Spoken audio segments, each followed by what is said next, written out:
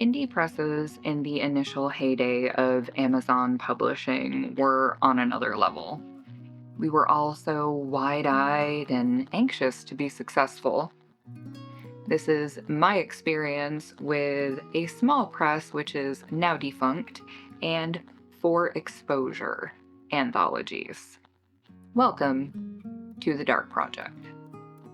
My first ever anthology that I was involved in was from a submission call for this themed collection by a small press. This isn't even the best cover. They actually re-released it at one point with a different cover, but this was the first run of it in paperback, so this is what I've got. Don't really need to name the press, and if you search for this, you'll probably find those Amazon scams where a copy of it is like $3,000 or something because it just doesn't exist anymore. The rights for the stories in all of these collections reverted back to me a long time ago, too.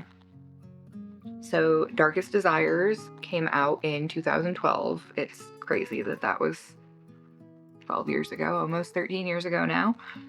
And my story was titled From the Top to the Bottom. The title was inspired by a Linkin Park lyric. And the blurb for the book itself, the collection, is Welcome to the world of darkest desires, where the eternal fires are stoked by sin, lust, and unfulfilled wanting. Demons in every incarnation are waiting to quench their own appetite and reclaim what is rightfully theirs. Darkest Desires explores the most primal needs lurking in everyone.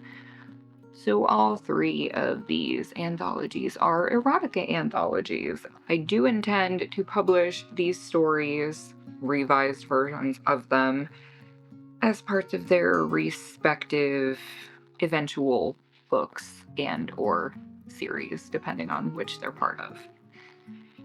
This particular anthology was the best experience of the three, all with the same press. Submission was easy.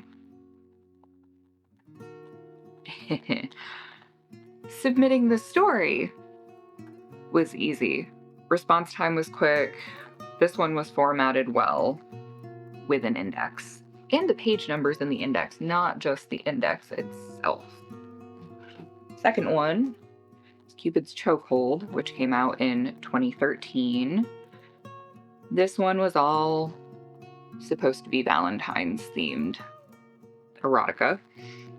My story in here was an offshoot vignette of my paranormal critter hunter, Matthias Green. Someday he'll have his own series too. I really like writing in first person, male point of view. Not sure what that says about me, other than I feel like I can express things through a male lens that as a woman I'm not really allowed to. But anyway, the story in here by me was called Succulent Feast. It was very brief with the assumption that the reader already knows Matthias's backstory. It was fun smut just for the sake of fun smut. Again, very short. I think mine is actually the last one in here.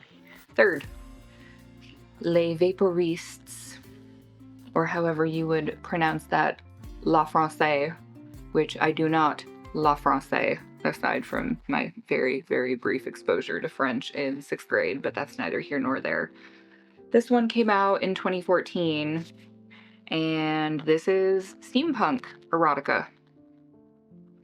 I don't really go out of my way to read steampunk, and the subcall for this just inspired me to experiment, which is never a bad thing. My story in here was Clockwork Heart, and it was really honestly just the first chunk of a novel that I was creatively nudged to start writing by the submission call. So here's where my misgivings come in. I don't think any artists, writers, or otherwise should work just for exposure. You die of exposure. You know, I formatted this book because the person who was supposed to do it before the deadline bailed, and I was the only one at the time who had any inkling of how to do formatting. And to be perfectly honest, I sucked at it. It could have been worse, but it definitely could have been a hell of a lot better. Like, looking at this now, I am ashamed, but yeah, it is what it is. So, you know, it was also 10 years ago, so I've learned a lot since then, and that's okay. And there was no compensation for any of these anthologies, writing-wise or me formatting this one. If you want to be part of an anthology for charity or a fundraiser, that's one thing. But when all the money goes into the company's kitty so they can afford stock photos for covers for full-length works by other darlings under their umbrella, you might want to skip it. And unfortunately, you won't necessarily know that that's the deal until it's too late and you're already in it. So, always read your contracts and know when you get your rights to publish your story solo back. Most important thing.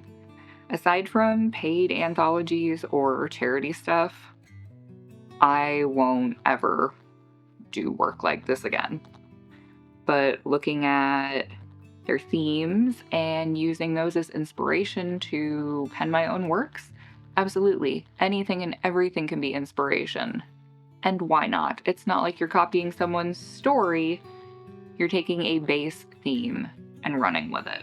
So I'm glad I got the paperback copies of these because due to the purposeful destruction of my hard drive at the time, which is where I had everything, like music, stories I'd written that I had since I was like 10 years old, you know, all of those things purposely destroyed before cloud storage existed.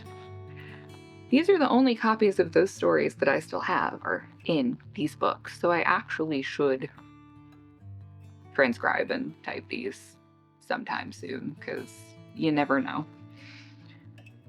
So take that particular aspect of it with a grain of salt.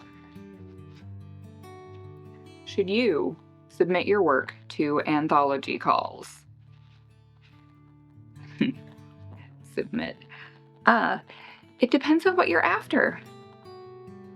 If all you want is your book with your name in it and your work to be published for other people to see, and making money from it doesn't matter, absolutely, go for it.